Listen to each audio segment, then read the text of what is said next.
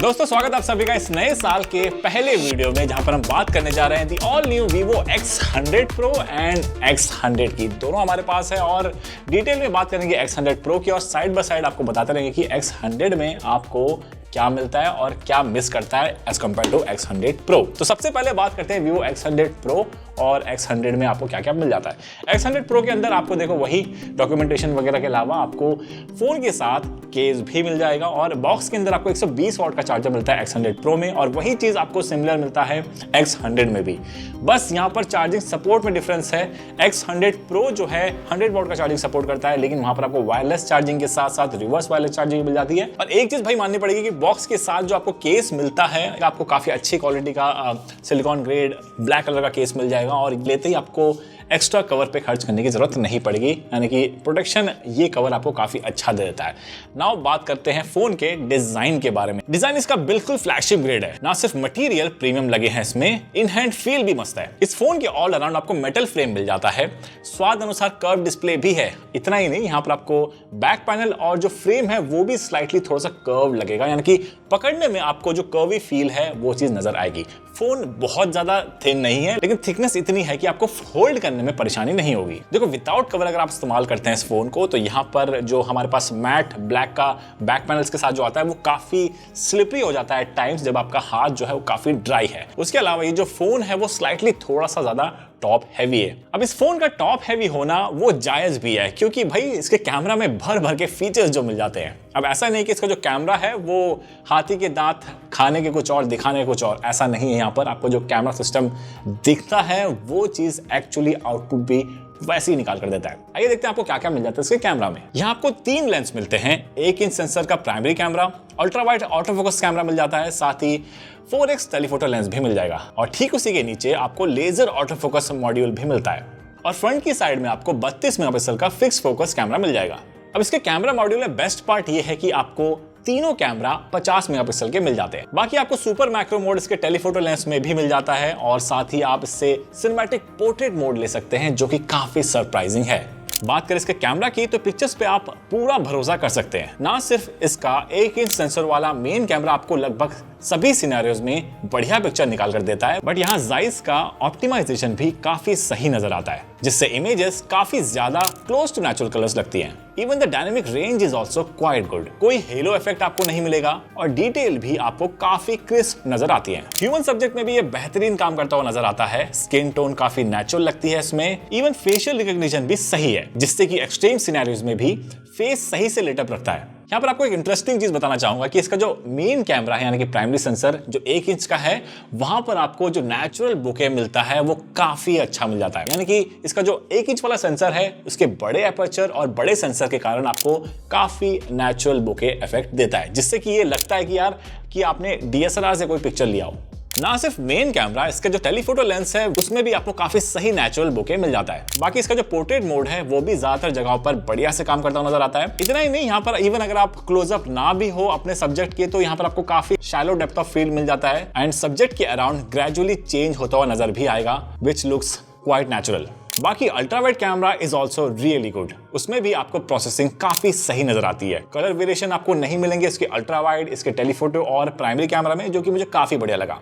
Telephoto lens में आपको 4x तक का ऑप्टिकल जूम मिलता है, 50 मेगापिक्सल का सेंसर है, तो आपको 10x तक भी काफी अच्छी डिटेल मिल जाती है। मून की पिक्चर्स लेनी है तो वो भी आपको काफी सही से कैप्चर करके निकाल कर देता है। अब देखो डे लाइट में तो आपको बजट वाला फोन भी बढ़िया आउटपुट निकाल कर देता है। What about low light? Thanks to its 1 inch sensor and bigger aperture आपको जबरदस्त नाइट पिक्चर निकाल कर देता है, and that too with very good processing, जिसमें नॉइज भी काफी कम है और पिक्चर्स में नाइट बल्ब की घोस्टिंग एंड फ्लेयर्स आपको नहीं नजर आती है। बात करें सेल्फीज की, तो यहाँ पर आपको स्किन सॉफ्टनिंग मिलती है। अगर इसके फ्रंट कैमरा में ऑटो फोकस होता तो और ज्यादा बेटर लगता, क्योंकि natural bouquet auto focus camera में ज्यादा बेटर निकल कर आता है। वैसे पोर्ट्रेट मोड में आप खींच सकते हैं, बढ़िया डिटेक्शन वगैरह आपको मिल जाता है। And now here is the best part about this phone, यानी कि वन ऑफ द बेस्ट कह सकते हैं, ये है इसका वीडियो कैमरा। यानी कि अगर आप इस फोन से वीडियो कैप्चर करने की सोच रहे हैं इस फोन को लेने के बाद, तो भाई ये फोन आपको काफी अच्छा लगेगा।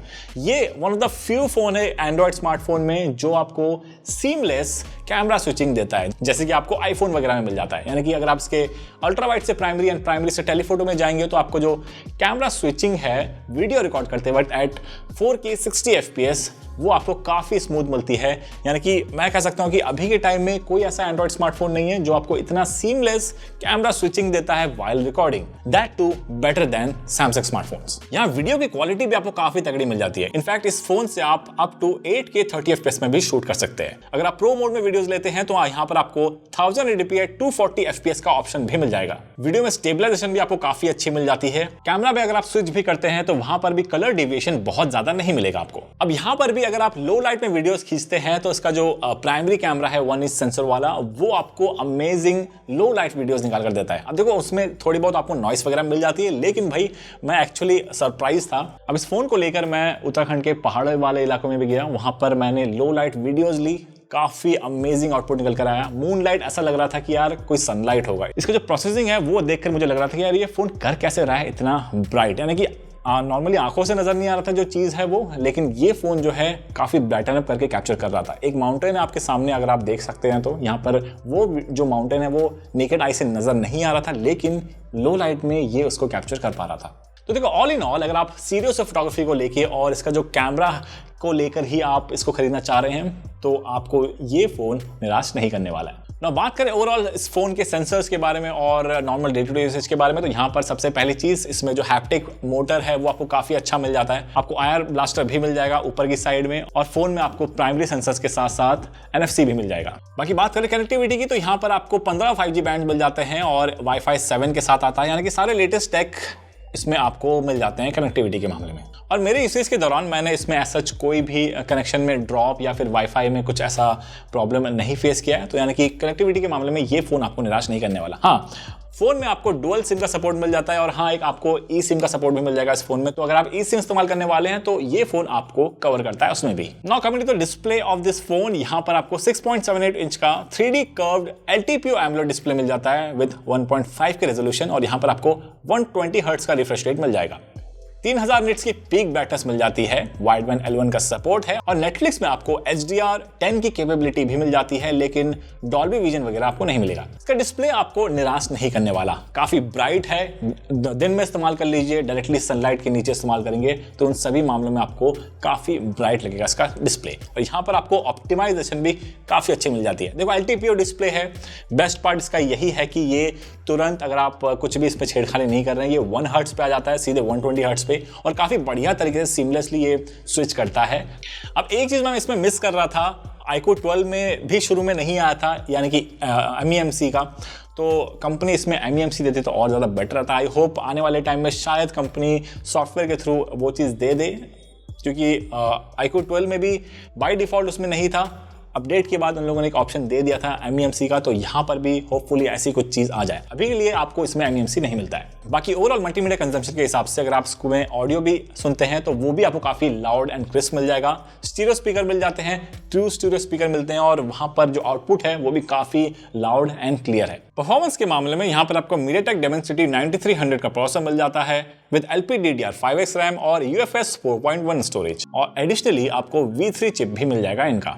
आप कह सकते हैं परफॉर्मेंस के मामले में जो V3 चिप है लगभग जो आपको iQOO के फोन से मिलता है, यहाँ पर भी कुछ वैसा ही इंप्लीमेंट किया है। बेंचमार्क्स के हिसाब से ये फोन आपको जबरदस्त नजर आएगा। एंट्री स्कोर्स 10 लाख के ऊपर के मिल जाते हैं। और रही बात 3D मार्क की स्टेबिलिटी की, तो यहाँ पर हमारे एक्सट्रीम टेस्ट में इसमें आपको 61% के अराउंड स्टेबिलिटी मिल जाती है। अब देखो आप परफॉर्मेंस के मामले में कह सकते हैं काफी क्लोज है, यानी कि आसपास कह सकते हैं इक्विवेलेंट है स्नैपड्रैगन 8 Gen 3 के। स्नैपड्रैगन 8 Gen 3 में भी स्टेबिलिटी लगभग 60% के अराउंड ही मिली थी, और यहाँ पर भी कुछ वैसी चीजें आपको मिल जाती है। CPU थ्रॉटलिंग टेस्ट में शुरू में लग रहा था कि ये थ्रॉटल करेगा, लेकिन नहीं, वहां पर भी आपको ठीक ठाक थ्रॉटलिंग मिल जाती है, यानी कि बहुत ज्यादा एक्सट्रीम और ओवरहीट ये नहीं होता है। हैवी गेम्स जैसे कि गेंशिन इम्पैक्ट हो गया और COD वगैरह हो गया और BGMI, इन सारे गेम्स आप आराम से हायर सेटिंग्स में खेल सकते हैं। लंबे समय तक भी खेलेंगे तो आपको ये फ़ोन बढ़िया आउटपुट निकाल कर देता है। बाकी ऐसा हीटिंग इशू मुझे कहीं नजर नहीं आई। रही बात डे टू डे परफॉर्मेंस की, तो यहाँ पर आपको FunTouch OS 14 मिल जाता है इस फोन में, और which is based on Android 14, और यहाँ पर ओवरऑल आपको काफी स्टेबल लगेगा इसका UI। ना सिर्फ स्टेबिलिटी आपको काफी अच्छी मिल जाती है, रैम मैनेजमेंट वगैरह आपको काफी अच्छा मिल जाएगा, लेकिन जो परफॉर्मेंस वाइज है, चाहे आप हैवी ग्राफिक इंटेंसिव गेम्स खेल लीजिए और normal day to day usage के हिसाब से भी देखें, तो वहां पर आपको काफी बढ़िया आउटपुट ये फोन निकाल कर देता है।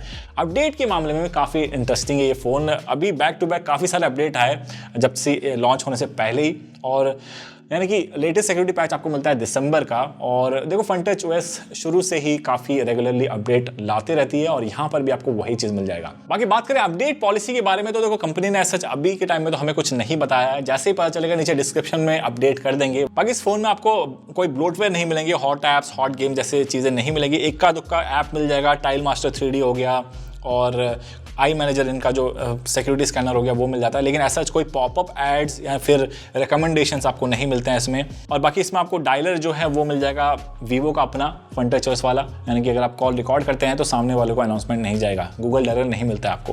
And now coming to the battery department of this phone, यहाँ पर आपको 5400 mAh की बैटरी मिलती है विद 120 वॉट्स फास्ट चार्जर, लेकिन फोन जो है 100 वॉट्स तक का ही चार्जिंग सपोर्ट करता है। उसी के साथ यहाँ पर आपको 50 वॉट्स तक का फास्ट चार्जिंग वायरलेस में मिल जाएगा, साथ ही ये रिवर्स वायरलेस चार्ज भी करता है ये फोन। तो सभी मामलों में देखो, ना सिर्फ बैटरी बैकअप, चार्जिंग स्पीड से लेकर जो वायरलेस चार्जिंग की कैपेबिलिटीज हैं वो आपको ओवरऑल काफी बढ़िया तरीके से कवर करता है। इतना ही नहीं, अगर आप इसमें हैवी इस्तेमाल भी करते हैं तो भी एक दिन ये निकाल लेता है, लेकिन अगर आप नॉर्मल इस्तेमाल करते हैं तो ये 1 से 1.5 दिन तक भी चल सकता है। दोस्तों, इस फोन के बैटरी डिपार्टमेंट में एक इंटरेस्टिंग चीज बताना चाहता हूं। यहाँ पर इस फोन का अगर बैटरी 0% पे हो गया और ये फोन ऑफ भी हो जाता है, उसके बाद जैसे ही आप चार्ज पे लगाते हैं, ये तुरंत इसका जो स्क्रीन है वो ऑन हो जाता है। काफ़ी फोन्स में ऐसा होता है ना कि यार जब फुली ड्रेन हो गया बैटरी, जैसे आपने चार्ज पे लगाया, जल्दी से स्क्रीन नहीं आता है और आपको पता नहीं चलता कि यार स्टेटस क्या है चार्जिंग का। इसमें जैसे ही आप फुली ड्रेन होने के बाद चार्जर लगाते हैं, 2 से 3 सेकंड लेगा, तुरंत इसका जो लोगो है वीवो का वो आ जाता है और टर्न ऑन जल्दी हो जाता है बाकी फ़ोन के मुकाबले। यानी कि इस फ़ोन में ये फंक्शनलिटी काफ़ी अच्छी लगी। 0% होने के बाद जैसे आप चार्ज पे लगाते हैं, तुरंत आपका जो अपडेट है बैटरी का वो पता चल जाता है और 0% में ही ये ऑन भी हो जाता है। तो ये चीज़ मुझे काफ़ी बढ़िया लगी। एंड नाउ बात करते हैं कि भाई Vivo X100 में आपको क्या क्या मिल जाता है एज कम्पेयर टू प्रो, यानी कि क्या नहीं मिलता है उसके बारे में मैं बेटर वे में कहना चाहूँगा कि इस फ़ोन में देखो सारी चीज़ें लगभग आपको X100 जैसी ही मिलती है। यानी कि डिस्प्ले से लेकर ओवरऑल डिज़ाइन वाइज स्लाइटली थोड़ा हल्का है ये फ़ोन, क्योंकि यहाँ पर जो टेलीफोटो लेंस है, जो कैमरा मॉड्यूल है, उसके चलते आपको स्लाइटली थोड़ा हल्का लगता है इससे। एर्गोनॉमिक वाइज ये मुझे ज़्यादा बेटर लगा क्योंकि हल्का भी है और इतना टॉप हैवी नहीं है जितना X100 Pro है। यहाँ पर डिस्प्ले आपको बिल्कुल सेम मिल जाएगा, स्टीरियो स्पीकर आपको वही मिल जाते हैं, कनेक्टिविटी के मामले में वही है, इवन इसका जो प्रोसेसर है एग्जैक्टली वही मिलता है, बस यहाँ पर आपको V2 चिप मिलेगा एज कम्पेयर टू V3 के कारण आपको कुछ स्लाइटली एनहांसमेंट देखने को मिल जाता है ओवरऑल कैमरा क्वालिटी में। इससे अगर आप परफॉर्मेंस वाइज देखें तो बहुत ज़्यादा डिफरेंस मुझे नहीं नज़र आया। अगर आप इस प्राइस में, यानी कि प्राइस आप थोड़ा पैसा बचाना चाहते हैं जिसमें आपको बढ़िया परफॉर्मेंस मिल जाए और ठीक ठाक कैमरा क्वालिटी मिल जाए, तो आप Vivo X100 के साथ जा सकते हैं as compare to X100 Pro। And now finally बात करते हैं वर्डिक्ट के बारे में कि क्या ये फोन Vivo X100 Pro आपका नेक्स्ट फोन हो सकता है। मान के चलिए कि लगभग 80 to 85,000 के अराउंड ये फोन अगर लॉन्च होता है तो इस प्राइस में आपको एक और फोन मिलता है, हो सकता है आपके माइंड में आए, वो है iPhone 15।